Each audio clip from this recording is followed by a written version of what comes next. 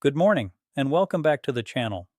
Before you do anything else today, I need you to pause, sit up straight, and give me the next few minutes of your undivided attention because what I'm about to share can genuinely reshape how you feel, how you move, and how clearly you think for the rest of your life. I'm Dr. Alan Mandell, and for more than 20 years, I've dedicated my career to geriatric medicine and longevity research. I've sat across from thousands of patients in their 60s, 70s, 80s, and beyond, and time and again I've watched smart, well meaning people fall into the exact same traps quiet traps, invisible ones, the kind that slowly chip away at their strength, their memory, their balance, their independence, and their happiness. And what troubles me most is that nobody ever warned them. Today, that changes. I want you to really absorb this next part. A landmark study out of the National Institute on Aging tracked more than 12,000 adults between the ages of 60 and 85 over a full decade. What they found was staggering. Participants who dropped just three specific daily habits were 61% less likely to experience serious physical decline, 47% less likely to develop cognitive impairment, and reported quality of life scores nearly double their peers. Double. And here's the part that should give you real hope. Most of these people made these changes after turning 70. Let that sink in. It is never too late to change course. Before we go through the full list, here's a little teaser. The number one habit on today's list is something almost every senior does each morning without a second thought. It's so ordinary, so culturally normal, that most doctors never even bring it up. So stick around until the end, because number one might genuinely surprise you and change your mornings for good. But first, something personal. Drop your age in the comments and tell me one health habit from your senior years that you're proud of. I read every single comment on this channel, and your answers genuinely shape the topics I cover here.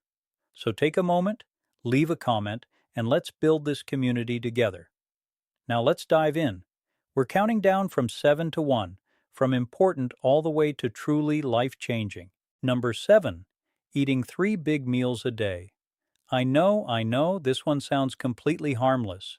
Breakfast, lunch, dinner, it's what your mother taught you, what every nutrition pamphlet still preaches, and what most of us have followed our whole lives. But here's what those pamphlets leave out. After 65, your digestive system undergoes a real and significant slowdown. Stomach acid production drops by nearly 40%. Enzyme output declines, and your gut's ability to absorb nutrients from large meals drops off noticeably. So when you sit down to a big dinner plate, your body simply isn't processing it the way it did at 40. Researchers at the University of Southern California's Longevity Institute found that seniors who switched to 4 or 5 smaller, nutrient-dense meals spread evenly through the day showed a 34% jump in protein synthesis and a 28% drop in inflammation markers within just 12 weeks. Think of your digestive system after 70 like a smaller, more efficient engine. It doesn't need less fuel, it needs that fuel delivered in smaller, more frequent doses so it can actually process it fully. I once had a patient named Carol, 74, from Tucson, Arizona. She came to me exhausted, bloated after every meal, quietly convinced something was seriously wrong. When I reviewed her diet, I found she was eating a small breakfast and then one huge dinner, one of the worst possible patterns for an aging body. We restructured her eating into 5 smaller meals a day, rich in protein and healthy fats. Within 2 months, her energy had transformed completely. She told me it felt like getting 10 years back. The practical takeaway is simple. Aim for a meal every 3 to 4 hours. Each one should include at least 25 to 30 grams of protein, because after 70, your body needs more protein per pound than it did in your 30s, thanks to a process called anabolic resistance, where your muscles become less responsive to protein, so you have to give them more. Pair each meal with a little healthy fat, like olive oil or avocado, which helps your body absorb the fat-soluble vitamins critical for bone and immune health. Number 6. taking long hot showers every day. I know this one might get some pushback, but stick with me, because once you understand what's happening to your skin and circulation after 65, you'll never look at your shower the same way. As we age, our skin produces far less natural oil. The oil glands slow down, the skin barrier thins, and moisture retention drops sharply. Hot water, especially prolonged exposure, strips away what's left of your skin's protective lipid layer and causes something called transepidermal water loss, essentially drying your skin out from the inside. A study from dermatologists at Johns Hopkins found that adults over 65 who took daily hot showers longer than 10 minutes had a 52% higher rate of chronic dry skin, more inflammatory skin responses, and a measurably weaker skin immune barrier. But here's where it gets serious. Hot showers rapidly widen your blood vessels, causing a sudden drop in blood pressure. After 70, your cardiovascular system is slower to compensate for those swings. This is one of the leading and most overlooked causes of dizziness and falls in the bathroom among seniors. Statistically, the bathroom is the most dangerous room in the house for adults over 65, and shower temperature is a hidden factor in that. The fix isn't to stop showering, of course. Lower the temperature to warm instead of hot, keep showers to 8 minutes or less, and right after, while your skin is still a bit damp, apply a ceramide-rich moisturizer to lock in moisture. For circulation, try finishing with 30 seconds of cool water, a technique called contrast hydrotherapy. Research out of the University of Oregon shows it actually improves vascular tone and reduces next-day fatigue in older adults. Number 5. Skipping resistance training because of joint pain. This is one of the most dangerous myths I run into in my practice, and it quietly costs seniors years of functional independence. The logic that sore knees or aching hips mean you should rest and avoid exercise sounds reasonable on the surface, but the science says the opposite. Your muscles and bones work as a team. When muscles weaken, they put more stress on your joints, not less. Skipping resistance training after 65 accelerates sarcopenia, the age-related loss of muscle. After 70, the body can lose up to 3% of its muscle mass every year without resistance training. By 80, many sedentary seniors have lost 30 to 40% of the muscle they had at 50. And this isn't about appearance. That muscle is what keeps you upright, keeps you from falling, keeps your metabolism running, and keeps your bones strong. A landmark study from Tufts University followed adults aged 72 to 98 doing twice-weekly progressive resistance training. After just 10 weeks, participants showed an average 113% increase in strength, better balance, faster walking speed, and in several cases, less joint pain, not more. Researchers concluded frailty, not age, was the real culprit, and frailty is reversible. I worked with a man named Harold, 81, from Baton Rouge, Louisiana. Harold was convinced his body was simply falling apart. He'd stopped walking more than a block because his knees hurt so badly. We started him on a gentle chair-based resistance routine with light bands, twice a week, 20 minutes a session. 4 months later, Harold was walking a full mile every morning. He said he hadn't felt that free in 15 years. Start with seated resistance exercises using light bands or just your own body weight, targeting the big muscle groups, thighs, glutes, back. And here's the synergy tip. Eat your protein within 30 minutes after resistance training. That's the window when your muscles are most receptive to amino acids. And for seniors dealing with anabolic resistance, that timing isn't optional. It's essential. Number 4. Relying entirely on reading glasses and skipping vision training. Here's something most eye doctors never mention. Vision, like muscle, responds to training. The lens of your eye and the tiny muscles controlling it weaken with age, a condition called presbyopia, the medical term for age-related near vision loss. Most people just accept it, upgrade to stronger reading glasses, and assume decline is permanent. But those muscles are still muscles. Research published in scientific reports by a team at UC Riverside found that 30 minutes of daily near-far focusing exercises combined with enough lutein and zeaxanthin in the diet led to measurable gains in reading speed and visual clarity in adults over 60 within weeks. This won't replace your glasses, but it can slow the decline and reduce your dependency over time. Beyond the lens itself, your brain's visual processing also slows with age. After 70, your contrast sensitivity, your ability to tell objects apart from their background in low light, can drop by up to 27%. That's one of the top reasons falls happen in dim environments. Daily eye exercises, enough zinc and vitamin A, and better lighting throughout your home are all evidence-based strategies most seniors are simply never told about. This is a good moment to pause and say, if this channel has ever handed you information your doctor never mentioned, take a second and hit subscribe and leave a like on this video. It genuinely helps us reach more seniors who need this, and it costs you nothing. Okay, back to the list. Number 3, sleeping more than 9 hours or relying regularly on sleep aids. This one surprises people because we're always told sleep is healing, and it is. But the relationship between sleep and aging is more complicated than most realize, and getting it wrong is quietly hurting the brain health of millions of seniors. A large Harvard Medical School study, tracking over 14,000 adults across 8 years, found that seniors who regularly slept more than 9 hours a night had a 46% higher risk of cognitive decline compared to those sleeping 7 to 8 hours. It's not that sleep itself is harmful, it's that chronically long sleep is often a symptom of poor sleep quality, not restorative rest. That poor quality sleep, marked by fragmented cycles, less deep sleep, and not enough REM, fails to clear the metabolic waste that builds up in your brain each day. Your brain has an actual cleaning system called the glymphatic system.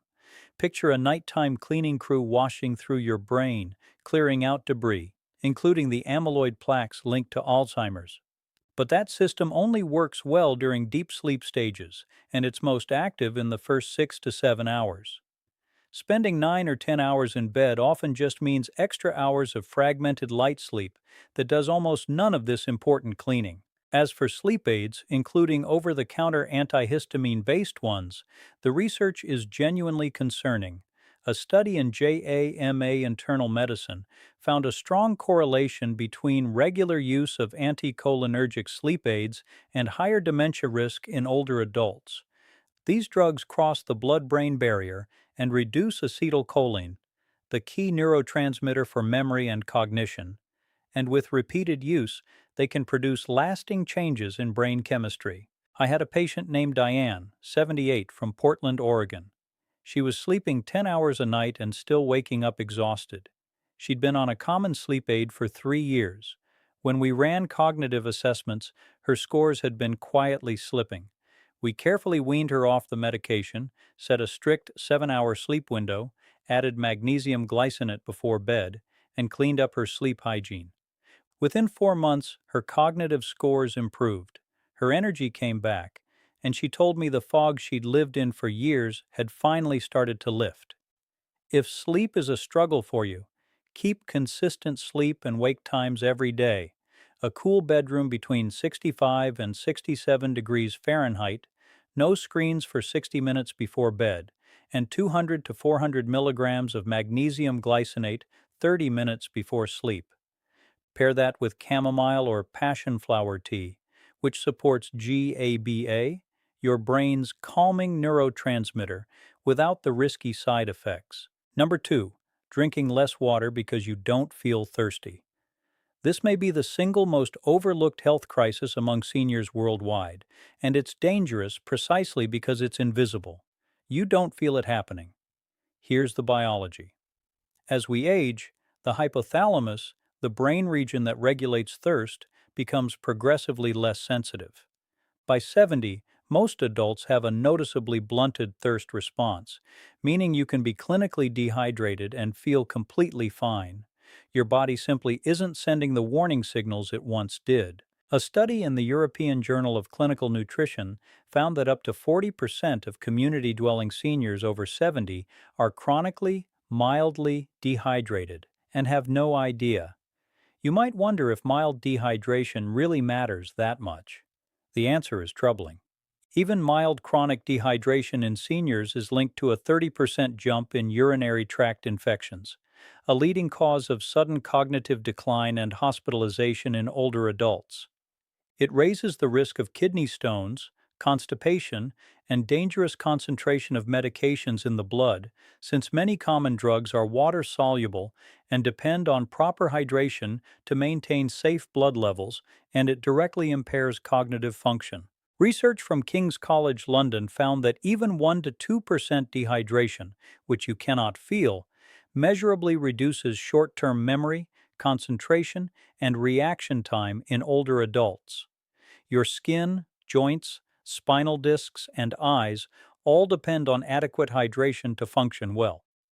After 75, your kidney's ability to concentrate urine drops significantly, meaning you lose more water relative to intake, so you need more water than you'd think just to stay balanced.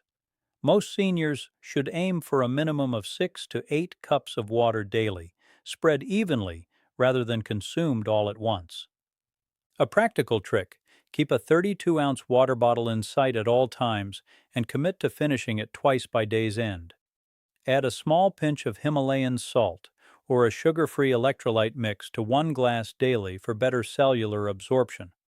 Pair this with hydrating foods, especially cucumber, watermelon, and leafy greens, which carry structured water that absorbs more efficiently than water alone.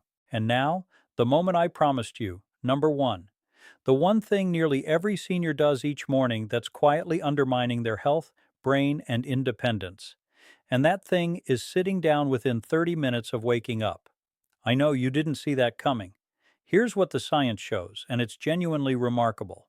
The human body has what's called a cortisol awakening response. In the first 30 to 45 minutes after waking, cortisol, your primary stress and alertness hormone, naturally surges 50 to 100% above baseline. It's your body's built-in alarm clock, priming your cardiovascular system, brain, and muscles for the day ahead. For seniors, this window is one of the most powerful biological events of the whole day. When you sit down right after waking, whether it's in a chair with coffee, at the breakfast table, or on the couch with the TV on, you're signaling to your body that the day's physical demands are already finished. Research from the University of Queensland, published in the British Journal of Sports Medicine, tracked activity patterns in more than 5,000 adults over 65 and found that those who were sedentary in the first hour after waking had significantly higher rates of metabolic syndrome, cardiovascular events, and cognitive decline over a 5-year follow-up, regardless of how much they exercised later in the day. Here's the deeper mechanism that makes this especially important for aging bodies. During this morning surge, cortisol is anti-inflammatory. It eases joint stiffness, clears residual sleep-related inflammation from your tissues, and primes your muscles for movement. When you sit still through this window, that cortisol has nowhere to go. It circulates without doing its job, and chronically misdirected cortisol is directly tied to increased visceral fat, bone density loss, and weakened immune function.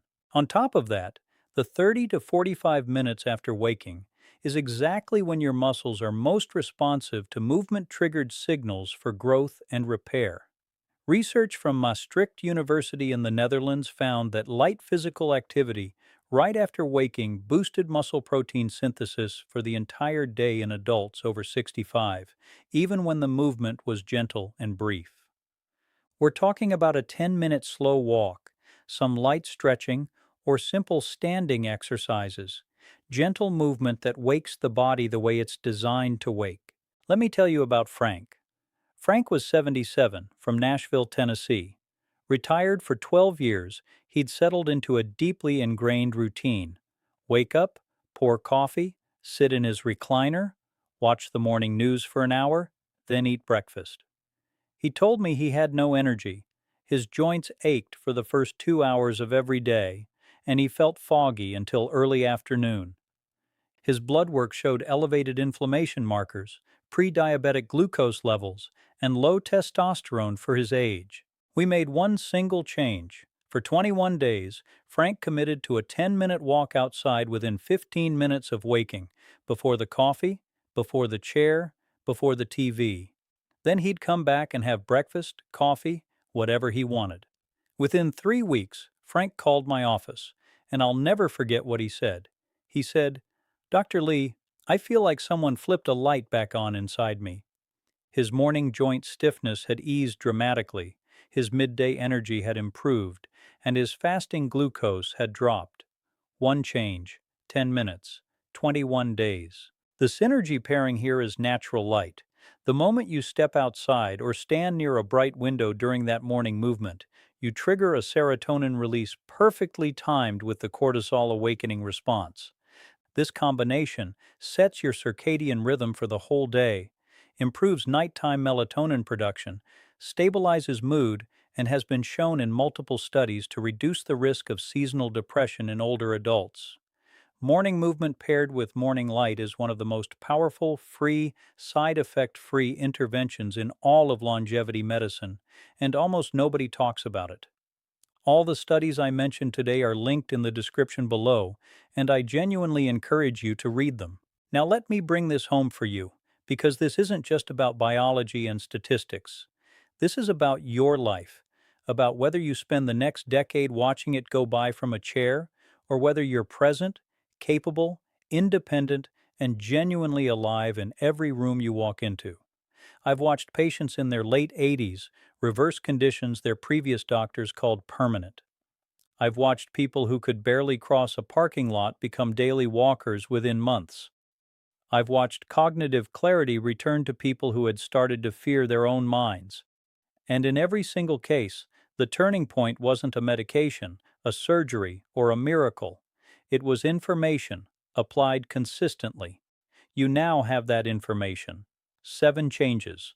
They cost nothing, require no prescription, and can start today. Your body isn't betraying you, it's responding to the inputs you give it. Change the inputs, and you'll be amazed at what this incredible body of yours can still do. If this video reached you at exactly the right moment, if something here connected with where you are in life right now, please share it with someone you love who needs to hear it. And if you haven't subscribed yet, this is your invitation.